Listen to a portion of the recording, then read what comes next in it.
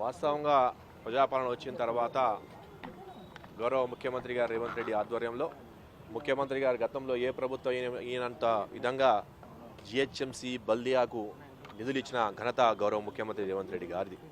అదేవిధంగా ఈరోజు కౌన్సిల్లో ప్రజా సమస్యలపై అదేవిధంగా ప్రజా సమస్యలు అదేవిధంగా హైదరాబాద్ నగరానికి అభివృద్ధి చేయడం కోసం ఇంకా ఏ నిర్ణయాలు తీసుకోవాలో సుదీర్ఘ చర్చ జరిగి ఆ యొక్క ప్రజా సమస్యలు ఎక్కడైతే ఎందుకంటే వర్షాకాలం మాన్సూన్ సీజన్ స్టార్ట్ అవుతుంది కాబట్టి ఇక్కడ పిన్ పాయింట్ ఇంకా సమస్యలు ఎక్కడ ఉన్నాయో దాని పరిష్కారం కోసం కౌన్సిల్లో నిర్ణయాలు తీసుకోవడం జరుగుతుంది. అయితే చెప్పండి, మీ డివిజన్లో గత వారం నుంచి ఒక ఇష్యూ కూడా మేజర్గా నడుస్తుంది. సర్దార్ అనే వ్యక్తి చనిపోవడానికి కారణం మీ వేధింపులు అని చెప్పి దీనిపై మీరు చెప్తారని అనుకున్నా. అయితేనే అదేదా ఏముంది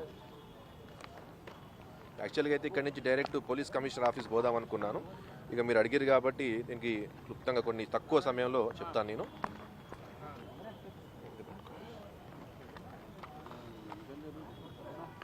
అదేవిధంగా ఈరోజు ఎలక్ట్రానిక్ మరియు ప్రింటింగ్ మీడియా సభ్యులకు అందరికీ నా తరపున తెలంగాణ తరపున వందనాలు, శుభాభివందనాలు.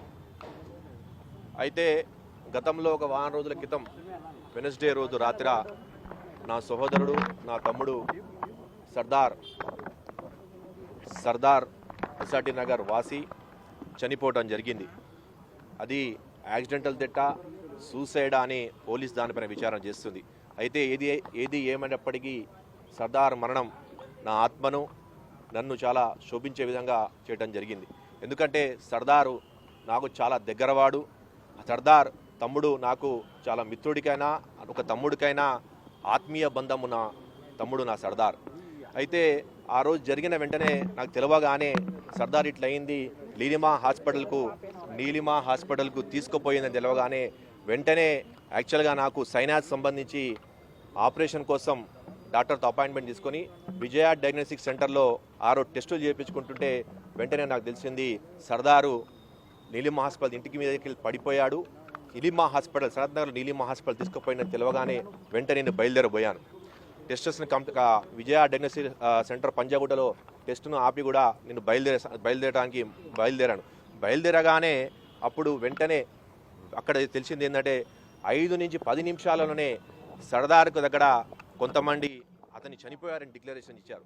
డిక్లరేషన్ అయిన తెలవగానే నేను ఇంకా స్పీడ్గా పోదామని బండి ఆ టెస్టులు కూడా ఆపుకొని బయలుదేరుతుంటే మళ్ళా దగ్గర ఎరగడకు రాగానే అక్కడ మా వాళ్ళు కూడా మా పార్టీకి సంబంధించిన వాళ్ళు, మా బస్తీకి సంబంధించిన వాళ్ళు, సర్దారు కుటుంబ సభ్యులు అదేవిధంగా మా మిత్రులు కూడా పోయారు.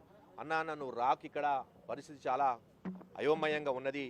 అందరూ కూడా రౌడీ షీటర్సు, అక్కడ ఉన్న బోరబండలో ఉన్న కొంతమంది స్థానిక రౌడీ షీటర్లు, అదేవిధంగా ల్యాండ్ గ్రాపర్సు, అదేవిధంగా ఫైనాన్సర్సు 10 రూపాయలు 20 రూపాయలు మిత్తికి నడిపించే ఫైనాన్సర్లు అందరూ కూడా గుమ్మిగూడారన్నా, నీ మీదనే అసత్య ప్రచారం చేస్తున్నారు, దయచేసి ఇక్కడ రాకన్నా, ఈ పరిస్థితి బాగాలేదు, నువ్వు జర దూరంగానే ఉండని చెప్పారు. లేలే అట్లా ఏమున్నా పర్వాలేదు, నేను వస్తాను నా తమ్ముడు కూడా చూడడానికి, ఎందుకంటే చనిపోయారని చెప్పారు, చివరి చూపైనా చూడాలి, నా తమ్ముడు కోసం సర్దార్ కోసం వస్తా అంటే వద్దన్నా అని చెప్పడం జరిగింది. అప్పటికి నేను దగ్గర పోయడం ప్రయత్నం చేసిన, కానీ అసాంఘిక శక్తులు అందరూ కూడా అక్కడ చేరుకొని నన్ను రానియకుండా మొత్తం అడ్డుకునే ప్రయత్నం చేశారు. అంటే లా అండ్ ఆర్డర్ కంట్రోల్గా ఉండాలని చెప్పి వెనక తగ్గాను. అదే సమయంలోనే ఒక కొత్త వాతావరణం సృష్టించి స్థానిక ఎమ్మెల్యే మాగంటి గోపీనాథ్ ఆ యొక్క ఆత్మహత్యను లేకపోతే యాక్సిడెంట్ డెత్ తెలియదు కానీ దాన్ని మొత్తం చిత్రీకరించి శవ రాజకీయాలు చేసే విధంగా సర్దార్ మరణానికి నేనే కారణం అన్నట్టు సృష్టించడం జరిగింది. అప్పటికి కూడా మళ్ళీ అక్కడి నుంచి బాడీని తీసుకోపోనీకుండా మీరు చూస్తే టీవీలో క్లిప్పింగ్ క్లియర్ కనబడుతుంది. రౌడీ షీటర్లు, ఈ కనబడుతున్న రౌడీ షీటర్స్ అందరూ కూడా ఆ బాడీని ముందుకు తీసుకొని పోకుండా ఆపటం జరిగింది. అప్పటికి బాధపడ్డా. మళ్ళీ నెక్స్ట్ డే అయినా పొద్దునైనా శవయాత్ర చివరి అంతిమయాత్ర పోదాం అనుకున్నాను.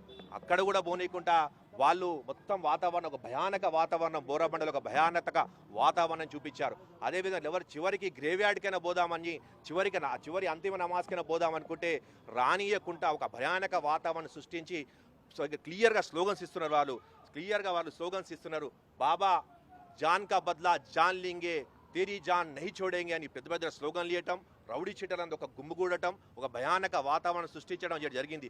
దానికి అప్పటికి భయపడి అక్కడ లా అండ్ ఆర్డర్ ఇబ్బంది కలవద్దని చెప్పి నేను దూరం అయిపోయాను. దాంట్లో భాగంగానే మా ఇంటిపైన అక్కడి నుంచి మా ఇంటిపైన దాడి చేసే ప్రయత్నం కూడా చేశారు. మా ఇంటిపైన, ఎందుకంటే రోడ్ సైడ్లో మా ఇల్లు ఉంటుంది కాబట్టి ఇంటిపైన దాడి చేసే ప్రయత్నం కూడా చేశారు. అప్పటికి అక్కడ కుట్ర పన్ని నన్ను చంపుదామని కూడా ప్రయత్నాలు చేస్తున్న ఒక మా బిల్డింగ్లుగా చేసి చంపుదామనే ప్రయత్నం కూడా చేశారు. ఏది ఏమన్నప్పుడు కూడా సర్దార్ నా తమ్ముడి లాంటి వాడు చనిపోవటం చాలా బాధాకరమైన విషయం.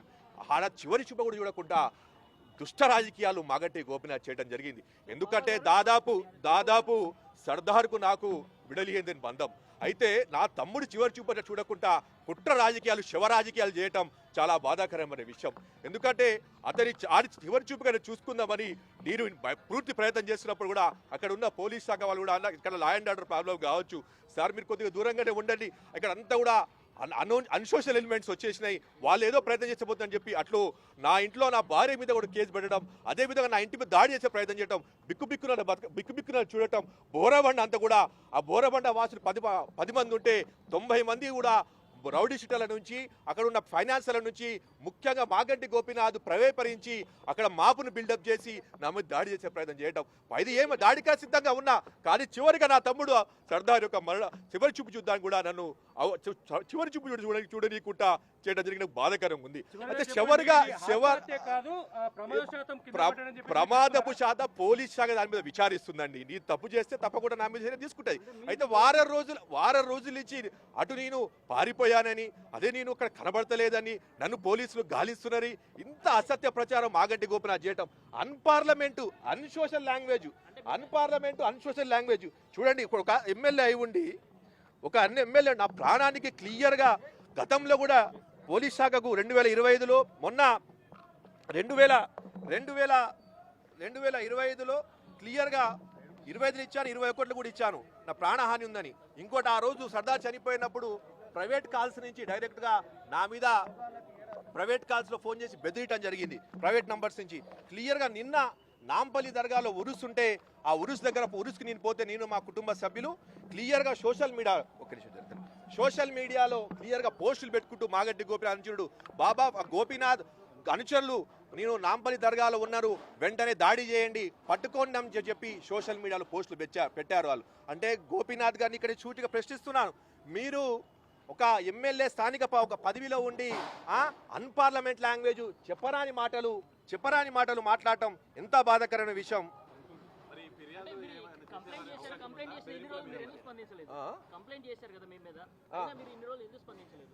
నేను స్పందించకపోవడానికి కారణం క్లియర్గా నేను ఇక్కడే ఉన్నాను చెప్తా. నిన్న దర్గాకు పోయి నిన్న నాంపల్లి దర్గాలో ఉరుసులో నేను అక్కడ ఉండిపోతేనే అప్పుడే ఆడ పోమని దాడి చేయమని ఇగో చూడండి క్లియర్ కనబడుతుంది. ఇక క్లియర్గా పోలీస్ శాఖ మొత్తం ఇంకా తెలియస్తూనే ఉందా చూడండి. కార్ రెడ్ కలర్ థాలో తిరుగుతుండో ఆయన పట్టుకోమని చెప్పడం, ఇది ఒక అడ్వకేట్ ఏమో నేను ప్రేరేపించటం.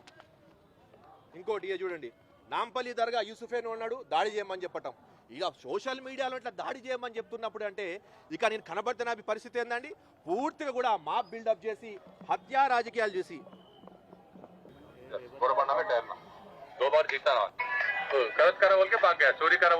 ఒక ఎమ్మెల్యే మాట చూడండి.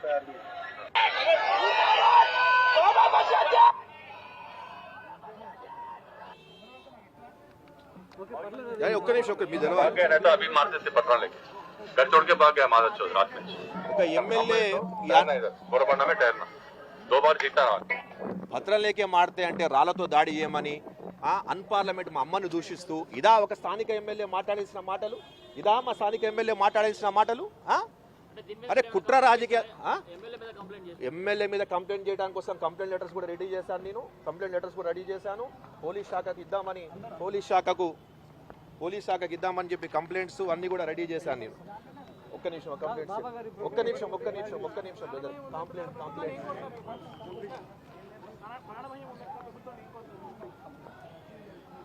నా మీద ఒక మాపు లెక్క బిల్డప్ అయి హత్యా ప్రయత్నానికి మాగంటి గోపీనాథ్ అనుచరులు, రౌడీ షీటర్లు మాపును బిల్డప్ చేసి ఆ మాపులో నన్ను హత్య చేద్దామని కుట్రమంటున్నారు. అందుకొని అక్కడ పోలేదు. అయితే పోలీస్ కమిషనర్ ఆఫ్ హైదరాబాద్, మా డీసీపీ వెస్ట్ జోన్ గారికి, ఇంటెలిజెన్స్ ఐజీ గారికి, డీజీ గారికి, తెలంగాణ డీజీ గారికి వాళ్ళందరినీ కోరేదంటే బిక్కుబిక్కున మా కుటుంబ సభ్యులు కానీ నేను కానీ ఎప్పుడు ఏ క్షణంలో ఏమవుతుందని భయభ్రాంతులకు గురవుతున్నాను. పూర్తిగా కూడా నన్ను హత్య చేసే ప్రయత్నం జరుగుతుంది. ఇంతకుముందు ఒక సంవత్సరం నుంచి నాకు డైరెక్ట్గా సిగ్నల్స్ వస్తూనే ఉన్నాయి. సిగ్నల్ కంప్లీట్ కాపీ ఇగోండి, క్లియర్ చెప్తున్నా. వాళ్ళ భార్య ఎక్కడ ఆరోపణ చేయలే, వాళ్ళ తమ్ముడు చెప్పారు. బిల్డింగ్ అనేది క్లియర్గా జిహెచ్ఎంసీ రూల్ ప్రకారం చేసుకుంటూ పోయింది. ఏదో ఒక సృష్టించి అప్పుడు దాకా మీరు నీలిం హాస్పిటల్లో సీసీ కెమెరాలు చూసి అర్థమవుతుంది. అప్పుడు దాకా బాడీని తీసుకెళ్ళిపోదాం అనగానే ఈ రౌడీ షీటలంతా జమాయి పోలీస్ కంప్లైంట్ కాపీ చేయాలి. అయితే అప్పుడు దాకా బాడీ తీసుకోపోవడానికి సిద్ధమై వెంటనే ఈ rowdy sheeters antisocial element Maganti Gopinath అక్కడ వాళ్ళ అంచెలను పంపించి దీన్ని బాబా వల్లే చనిపోయాడు, దానివల్ల ఆత్మహత్య చేసుకోవడం క్రియేట్ చేయడం జరిగింది. క్లియర్గా పోలీస్ శాఖ దీని మీద పూర్తి నివేదిక పూర్తిగా సుదీర్ఘ ఇక్కడ విచారణ జరిపించి ఆ రోజు గోపినాథ్ సర్దార్ చనిపోయిన సమయంలో ఆ చనిపోయిన సమయం నుంచి చివరి వరకు గోపినాథ్ ఏ రౌడీ షీటర్లకు ఫోన్ చేశాడు, ఏ అన్సోషల్ ఎలిమెంట్ ఫోన్ చేశాడు, ఒక క్రియేట్ చేయడంలో మాగంటి గోపినాథ్ ఒక కీలక పాత్ర. చివరకు శవ రాజకీయాలు చేసే ఒకే టీఆర్ఎస్లో శవ రాజకీయాలు చేయటం వాళ్ళకు వెనతో పెట్టిన విద్య.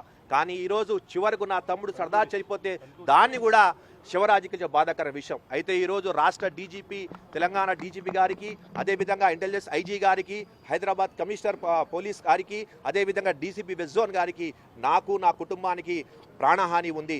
ముఖ్యంగా నన్ను హత్య చేసే ప్రయత్నం కుట్రలు జరుగుతున్నాయి. దయచేసి నన్ను నా కుటుంబాన్ని రక్షించమని పోలీస్ శాఖను ప్రభుత్వాన్ని కోరుకుంటున్నాను. ఇది ఒక కల్పితంగా కల్పించి ఏదో కల్పితాన్ని కలిపి నన్ను హత్య చేసే ప్రయత్నం చేస్తున్నాను. ఇదిగోండి క్లియర్ కంప్లైంట్ కాపీ, ఇది కూడా మొత్తం మీకు జిరాక్స్ ఇస్తాను. కంప్లైంట్ కాపీ ఇది. నేను ఇన్ని రోజులు రాకపోతే